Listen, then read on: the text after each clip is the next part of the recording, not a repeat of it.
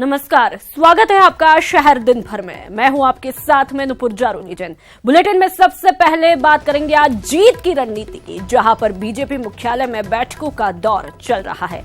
और इसी के साथ ही आपको बताएंगे कि कैसे साहित्य के मंच से पायलट ने बीजेपी पर प्रहार किया। फिर बात होगी बेटियों की और बताएंगे आपको कैसे बेटियों को बचाने के लिए प्रयास किए जा रहे हैं। तो वही बात गरीबों के भगवान की भी करेंगे, जिनकी वजह से आज कई जिंदगी गुलजार है।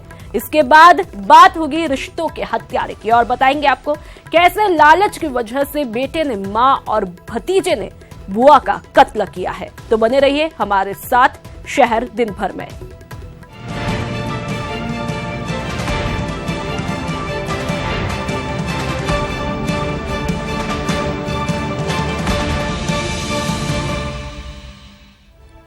सूबे में बीजेपी लोकसभा चुनाव की तैयारियों में जोर शोर से जुट गई है और इसी कड़ी में चुनाव प्रबंधन समिति की आयोजित बैठक में जीत की रणनीति तैयार की गई।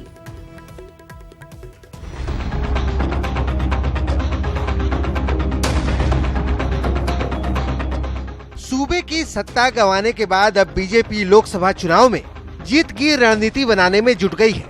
प्रदेश के पार्टी मुख्यालय में लोकसभा चुनाव प्रबंधन समिति की बैठक आयोजित की गई, जिसमें संगठन को मजबूत करने और प्रदेश सरकार को जनहित और किसानों के मुद्दे पर घेरने की रणनीति तैयार की गई। इस दौरान केंद्रीय मंत्री और बीजेपी के प्रदेश लोकसभा चुनाव प्रभारी प्रकाश जावड़ेकर ने सरकार पर स्वाइन फ्लू से लगातार हो रही मौत और किसानों के कर्ज माफी के मुद्दे पर जमकर हमला बोला। स्वास्थ्य मंत्री स्वाइन फ्लू के 60 मौतों के बाद भी कहते हैं कि ऐसी मौतें तो पहली बार नहीं हुई है, ऐसी तो होती रहती है। ये जो है इसकी हम पूरी भर्त्सना करते हैं और मुख्यमंत्री से मांग करते हैं कि इनका इस्तीफा ले ले। 1, 2, 3, 4, 5, 6, 7, 8, 9, 10वें दिन हो गया माफ। कहाँ हो गया? 35 दिन के बाद हम पूछ रहे हैं कहाँ माफ हो गया कर्जा? ना अमाउंट बताई, ना किसान बताया।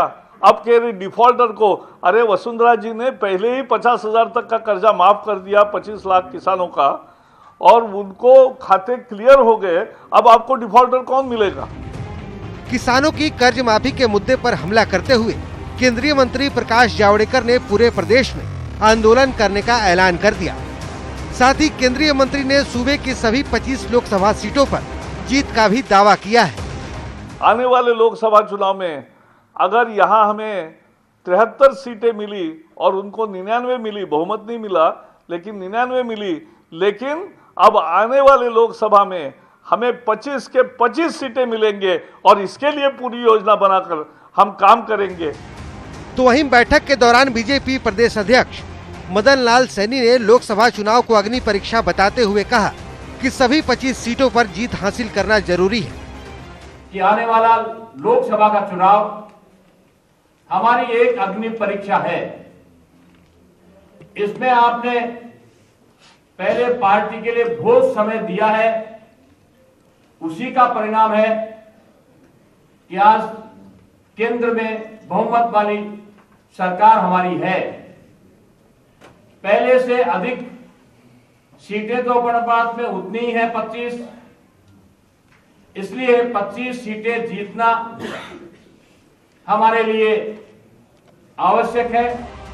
सूबे की सरकार को घेरने के लिए बीजेपी किसानों की कर्ज माफी, ईबीसी आरक्षण बिल को लागू करने की मांग तो कर ही रही है।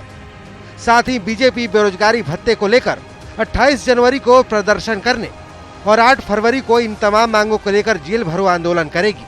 साफ है कि बीजेपी इस बार लोकसभा चुनाव में जीत हासिल करने के लिए कोई कोर कसर छोड़ना नहीं चाहती। न्यूज 18 राजस्थान के लिए जयपुर से सुधीर शर्मा की रिपोर्ट। राष्ट्रीय बालिका दिवस आज मनाया गया, जहां पर बेटियों को बचाने के लिए किए जा रहे प्रयासों की जानकारियां दी गई। देखिए रिपोर्ट में।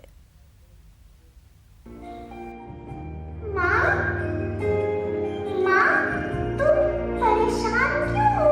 काश गर्भ में बालिका बोल सकती। बिल्कुल अच्छा नहीं लगता। यदि वह बोलती तो शायद अपने शरीर को चीरते औजारों को रोक सकती और कहती, माँ मुझे भी जीना है। लेकिन उस वक्त उसकी आवाज को निर्दयी माँ बाप नहीं सुन पाते। और दुनिया में आने से पहले ही रजामंदी से गर्भ में उसकी हत्या करा देते हैं। लेकिन अब इस बेटी को बचाना, उसे दुनिया में लाना है। इसलिए 24 जनवरी को हर साल राष्ट्रीय बालिका दिवस मनाना है। लेकिन बेटी बचाओ बेटी पढ़ाओ अभियान फाइलों में खूब चमकता है। बालिका दिवस के दिन कार्यक्रम भी आयोजित किए जाते हैं, लेकिन बाद में सब भूल जाते हैं। हालांकि प्रदेश में बेटी को लेकर सोच में कुछ सालों में सुधार जरूर हुआ है और जो बेटियों की संख्या है वो बेटों की संख्या की तुलना में काफ़ी कम हो गई है। पर इसमें बहुत महत्वपूर्ण प्रयास किया जा रहे हैं पीसीपीएनडीटी सेल जो एनआरएचएम का उसके द्वारा, और अभी राजस्थान इसमें भारत भर में नंबर 1 है इसमें प्रयासों में, और जो सेक्स रेशियो है राजस्थान का वो भी इम्प्रूव हो गया। हालांकि अभी और मेहनत करने की आवश्यकता। पीसीपीएनडीटी एक्ट के कारण भ्रूण लिंग परीक्षण में काफी कमी आई है। प्रदेश में जीवित जन्म शिशु दर के अनुसार बालिका लिंगानुपात 2017 में 943 था, जो इस साल बढ़कर 948 हो गया है, जिसमें राजस्थान देश में पहला राज्य है। अगर बात जिलेवार करें तो बालिका लिंगानुपात में पहले नंबर पर बांसवाड़ा है जहां 1003, वहीं दूसरे नंबर पर चूरू 992, तीसरे पर हनुमानगढ़ 982, चौथे पर बाड़मेर 976 और 5वें नंबर पर जालौर 966 है। सबसे खराब स्थिति कोटा जिले की है जहाँ पर बालिका लिंगानुपात 901, सवाई माधोपुर और डूंगरपुर में 905 है। जो भी व्यक्ति दोषी हैं उनको कड़ी से कड़ी सजा मिले, जिससे कोई भी सोनोलॉजिस्ट या कोई भी डॉक्टर जो सोनोग्राफी करते हैं वो इसके बारे में सोचे भी नहीं। जाहिर है बड़ी बातों से बालिकाओं को बढ़ावा नहीं मिलेगा।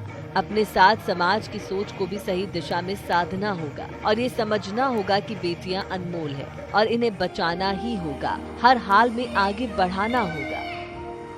जयपुर से न्यूज़ 18 के लिए सचिन शर्मा की रिपोर्ट। कहते हैं मानव सेवा सबसे बड़ी सेवा है और इसी मानव सेवा को उदयपुर के एक डॉक्टर दंपति ने अपना जीवन समर्पित किया है। कैसे, देखिए इस रिपोर्ट में।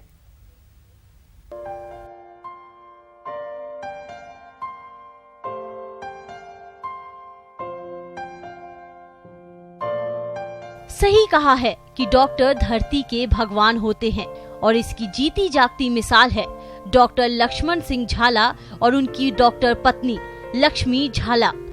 दोनों पिछले 2 दशकों से गरीबों की सेवा कर रहे हैं। आदिवासी इलाकों में जाकर मरीजों का इलाज कर रहे हैं और गरीबों के जीवन में आए अंधकार को दूर कर रहे हैं। नाथद्वार की महात्मा भूरीबाई से सेवा भाव की प्रेरणा मिली और अपना जीवन मानव सेवा को समर्पित कर दिया। ये डॉक्टर दंपत्ति आदिवासी इलाकों में आंखों की बीमारी का इलाज कर रहे हैं। लोगों के जीवन में प्रकाश के लिए मुफ्त इलाज कर रहे हैं। 20 साल में अब तक 55,800 निशुल्क ऑपरेशन कर चुके हैं। गांव-गांव कैंप लगाकर मरीजों का चयनित करते हैं। इसके बाद मरीजों को अपने अस्पताल में लाते हैं और उनका मुफ्त में इलाज करते हैं। इलाज के दौरान मरीजों और उनके तीमारदारों के रहने और खाने की व्यवस्था करते हैं। तरह से लोगों को जानकारी नहीं होती है, तो खास करके जो डूंगरपुर, बांसवाड़ा और प्रतापगढ़ एरिया है, प्लस कोटड़ा और ये जाडोल बेल्ट है, इन पूरे संभाग में इतने लाखों की तादाद में लोग अंधे बैठे हुए हैं। काफ़ी लोग तो दोनों आँखों से अंधे बैठे हुए हैं। तो उन आदिवासियों को कोई लाने ले जाने वाला नहीं है। उनके बच्चे हैं तो वो दिहाड़ी मजदूर हैं, तो वो अपने काम में व्यस्त रहते हैं और ये घर पे अकेले अंधे बैठे रहते हैं। तो हमने ये बीड़ा उठाया है कि हम इस मेवाड़ संभाग में जितना हो सके इस मेवाड़ संभाग को अंधता मुक्त करेंगे।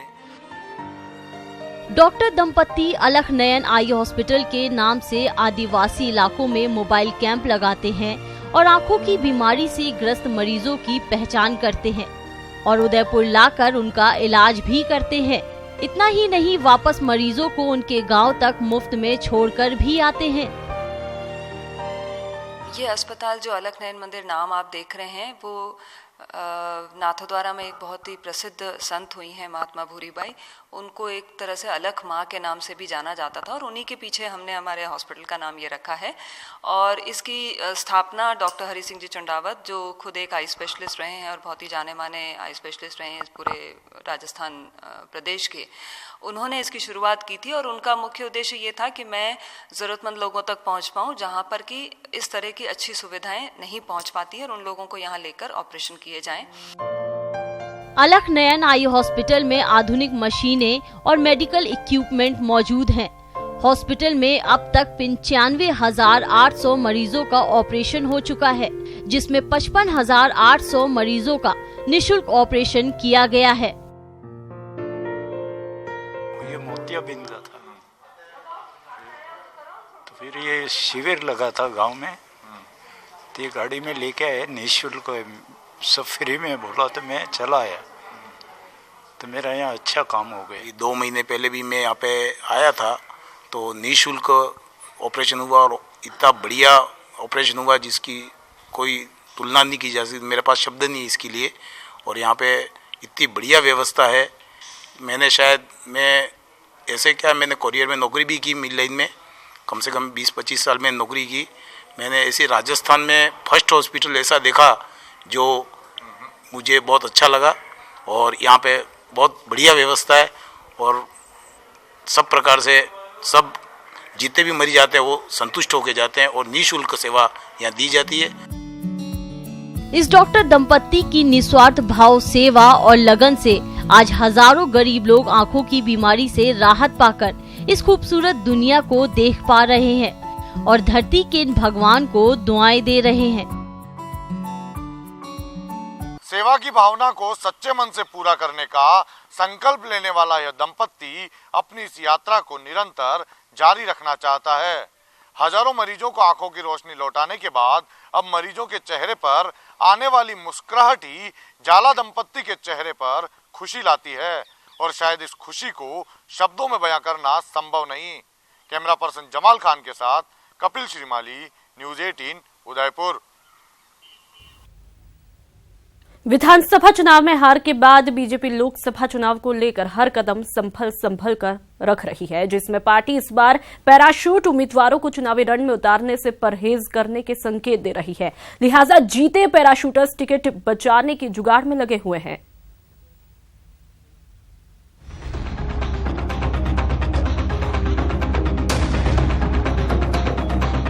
लोकसभा चुनाव के रण में जीत के लिए बीजेपी कोई कोर कसर छोड़ना नहीं चाहती।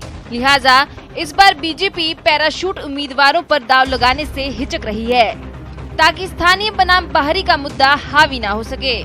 पार्टी के इस रुख से टोंक सवाई माधोपुर सीट के सांसद सुखबीर जौनापुरिया को टिकट की चिंता सता रही है। जौनापुरिया हरियाणा के नेता हैं। हालांकि ये अपने संसदीय क्षेत्र में काफी सक्रिय रहे हैं, लेकिन बाहरी का ठप्पा अब भी इन पर लगा हुआ है। इस बारे में पूछे जाने पर इनकी दलील है कि 5 साल में वो पूरी तरह से स्थानीय हो गए हैं।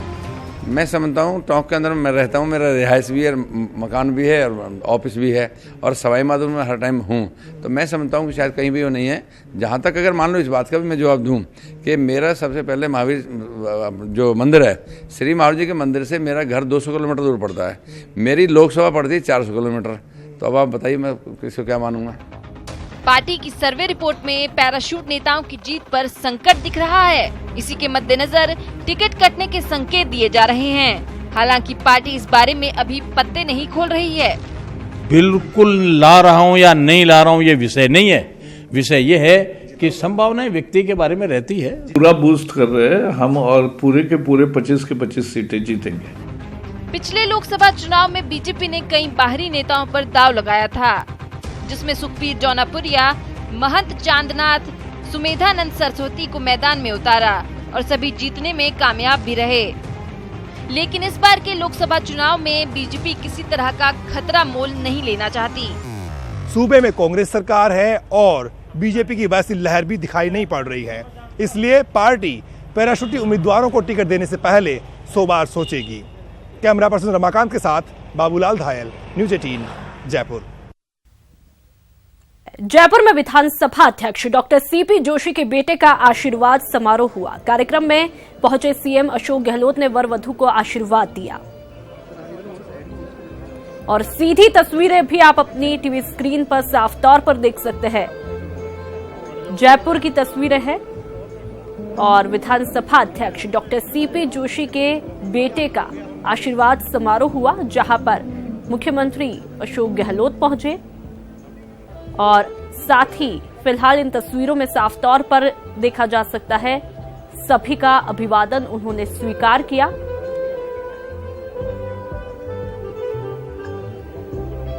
विधानसभा अध्यक्ष डॉक्टर सीपी जोशी और उन्हीं के बेटे के आशीर्वाद समारोह में शिरकत करने के लिए पहुंचे हैं मुख्यमंत्री अशोक गहलोत। दो तस्वीरें आपकी टीवी स्क्रीन पर, सीधी तस्वीरें ये है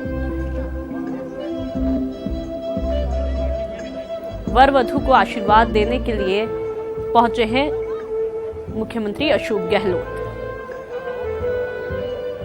और साफ तौर पर देखा जा सकता है स्टेज पर वर वधू को आशीर्वाद अशोक गहलोत, मुख्यमंत्री अशोक गहलोत दे रहे हैं और मेहमानों से भी रूबरू होते हुए दिखाई दे रहे हैं मुख्यमंत्री अशोक गहलोत।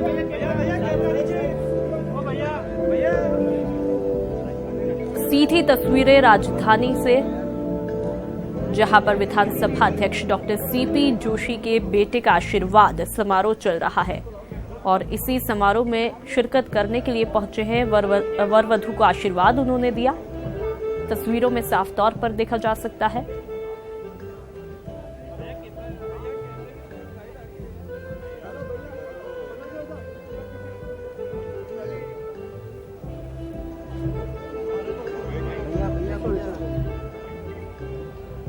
और शहर दिन भर में फिलहाल इतना ही। नमस्कार।